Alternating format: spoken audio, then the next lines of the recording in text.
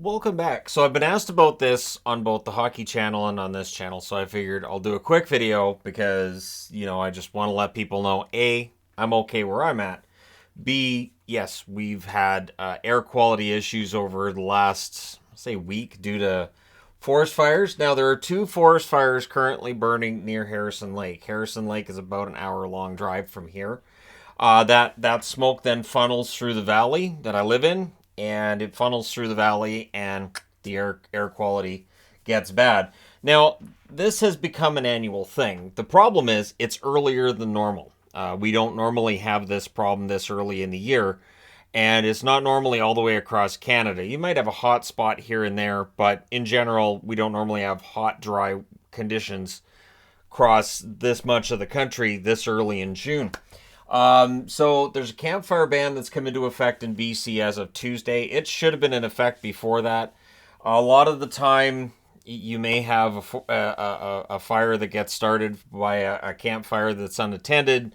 Of course, you have people out in the woods that are camping. You have discarded cigarettes.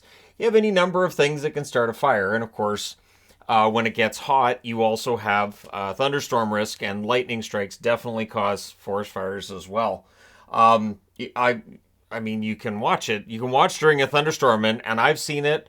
I know other people have seen it because I've talked to people about it. Like, okay, I saw lightning strike and then smoke, and clearly, and then you see, usually a helicopter goes in, puts that out relatively quickly, especially if it's near where people live, right? So seeing it this soon is alarming. Now, there's 81 wildfires in BC. 24 of them are considered to be out of control.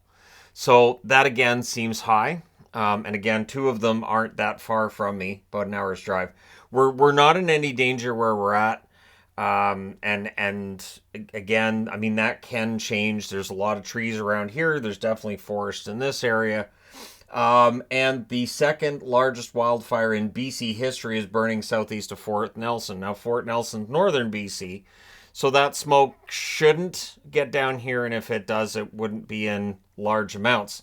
But you have to remember too that it depends on wind patterns. So a lot of the time during the summer we get this heat dome that comes in, and you get the 35, 36 degrees Celsius heat, or maybe 40, and then the smoke will still filter down, and it doesn't leave. It gets trapped in the valley, it gets trapped in Vancouver, and then we're waiting for that onshore breeze, which sadly then blows it into Alberta. So on the one hand, I go, okay, I can breathe today. On the other, I'm thinking that smoke's gone somewhere else. Somebody else can't breathe today because I can.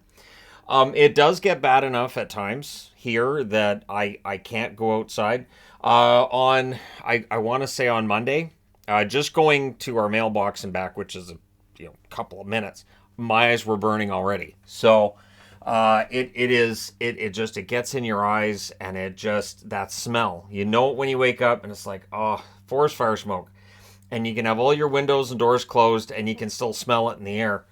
So the wildfire situation is bad. We've got a lot of firefighters coming from other countries now to help in Quebec.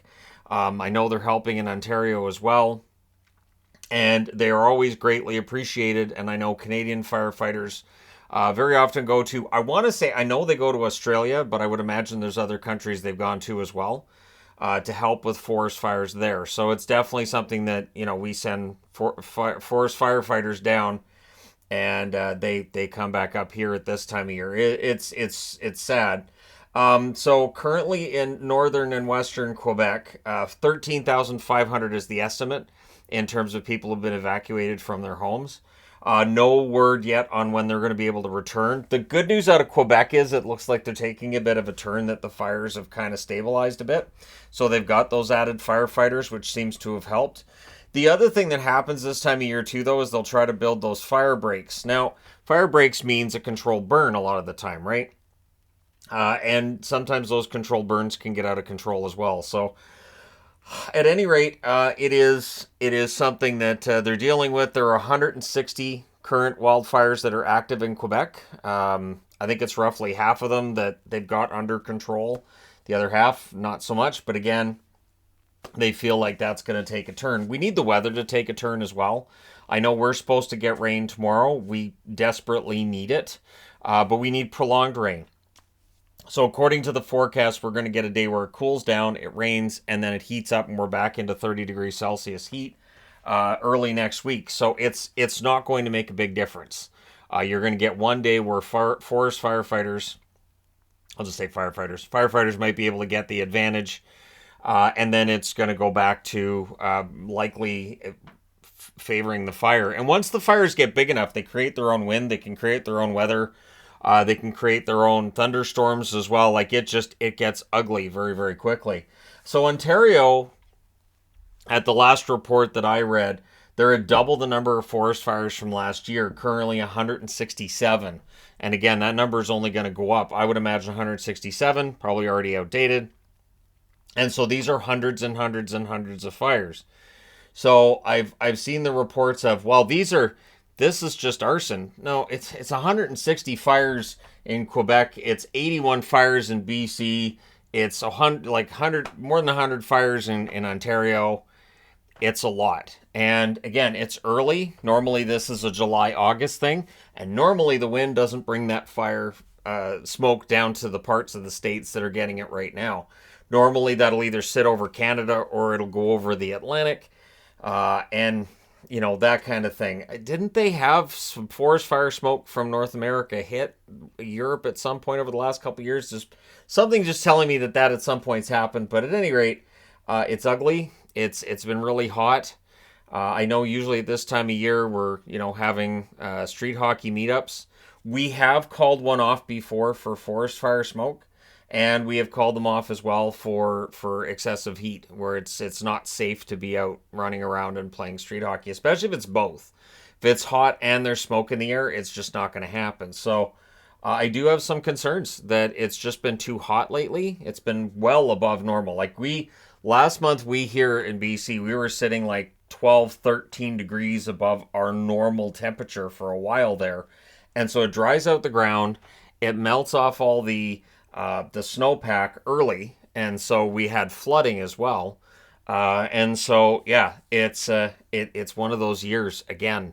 It looks like it's going to be a really bad year for fires unless we get some kind of a change. We need rain. We need rain badly. Quebec and Ontario need it as well to help get this all under control. So that's where we're at today. The smoke hasn't been as bad. I think the wind directions changed again.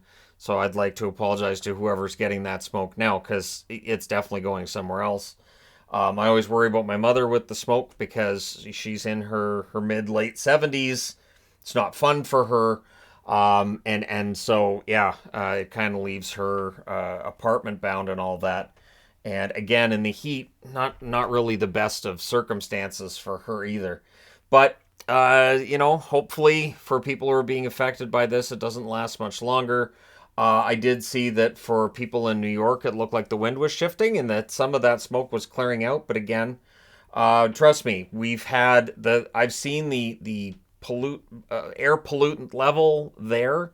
And we had that here last year. It was just as bad here as it is there now, and it's really bad. The one thing is, we do have the air conditioners. That does help. That does filter out the air, but we've had to be changing air filters in our air purifiers a lot over the last little while here because there's a lot in the air, and it's been taxing. So here's to hoping for a change in the weather. Cool down, a little bit of rain, or at the very least overcast and cool, and then that gives the firefighters a chance to get ahead. That really is the key thing. Like giving them a chance to get ahead is really important. But I did see today, like for instance, a bunch of firefighters came up from South Africa. Greatly welcome and nice to see them dancing as they're coming into the country. You got to get yourself psyched up to do this, and you've got to come in with some energy because it is a very dangerous job. It's dangerous. It's scary work. And, to everybody who's willing to do that and to go off and fight those forest fires, thanks for your service. It's greatly appreciated. And, all the best in that fight. And hopefully over the next couple of weeks, we see a change. And this at least goes away for a little while. Because if it's going to be this way until September, will we have a forest left in BC by the end of the summer? We shall see. But yeah, the other thing you have to remember too is when I see northern and western Quebec, the first thing I think is, so a lot of remote areas then. So there, like for instance, the one that's burning southeast of Fort Nelson here in BC, the second largest ever. A lot of that's going to be really remote. It's not going to be easy to reach. And same with a lot of the ones in Quebec. You're going to be dealing with fires that are burning out of control in really not populated areas. And so you kind of let those ones go because you have to focus on the ones that are near population centers. It's not pretty. It's not a pretty picture, and I hope it changes. Let me know your thoughts in the comment section below as always. Don't forget to hit like and subscribe if you're browsing your way through. You just happened upon this video. And hey, thank you guys so much for watching. Be safe. Take the air quality warnings very seriously, and be healthy. I will talk to you again soon.